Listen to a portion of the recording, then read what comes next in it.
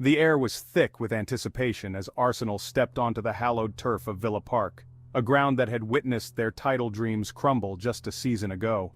Aston Villa, however, were prepared to fight tooth and nail, determined to replicate their previous successes against the North London side. From the first whistle, the tension was palpable. Arsenal, still stinging from last season's disappointments, displayed a renewed sense of purpose. Villa Park, often a fortress for the home side, felt different this time, the atmosphere electric. Arsenal's early forays forward were met with resolute defending from Villa. The midfield trio of Declan Rice, Martin Odegaard and Thomas Partey dictated the tempo. Bukayo Saka, a constant menace down the right flank, tormented the Villa backline with his trickery and pace.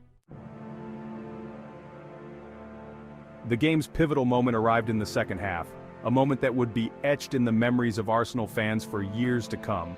With the score still deadlocked, Aston Villa were presented with a golden opportunity to break the deadlock.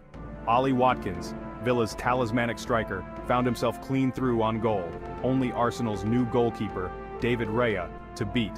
Time seemed to slow down as Watkins raced towards goal.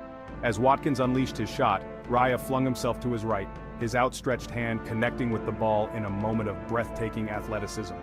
The save sent shockwaves through Villa Park, the home crowd stunned into silence. For Arsenal fans, it was a moment of pure ecstasy, a collective sigh of relief followed by an eruption of unbridled joy.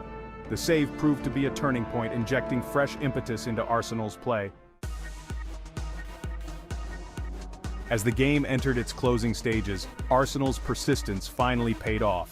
Leandro Trossard, a second-half substitute, had made an immediate impact, his movement and passing causing all sorts of problems for the tiring Villa defense.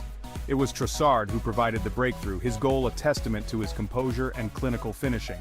Martin Odegaard, the architect of so much of Arsenal's good play, picked up the ball in midfield and threaded a perfectly weighted pass through to Trossard.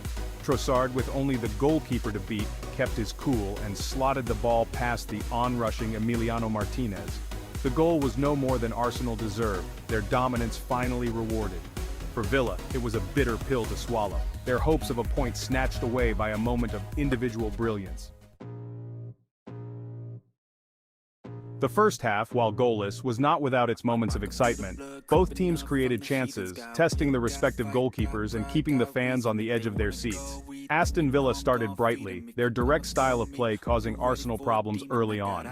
Ollie Watkins, a constant threat in behind the Arsenal defense, had a glorious opportunity to open the scoring, only to fire his shot wide. Arsenal, for their part, grew into the half, their passing becoming crisper and their movement more fluid. However, despite their dominance in possession, Arsenal struggled to create clear-cut chances. As the final whistle blew, a wave of relief and elation washed over the Arsenal players and fans. The victory, hard-fought and well-deserved, sent a clear message to the rest of the league. Arsenal were back, and they meant business. The ghosts of Villa Park had been exorcised, replaced by a renewed sense of belief and a determination to go one step further this season. Arsenal had shown a different side to their game, a willingness to dig deep and grind out a result when it mattered most. The victory was even more impressive considering the absence of several key players.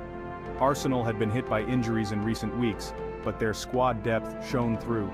It was a testament to the work of manager Mikel Arteta, who had built a team capable of competing on all fronts.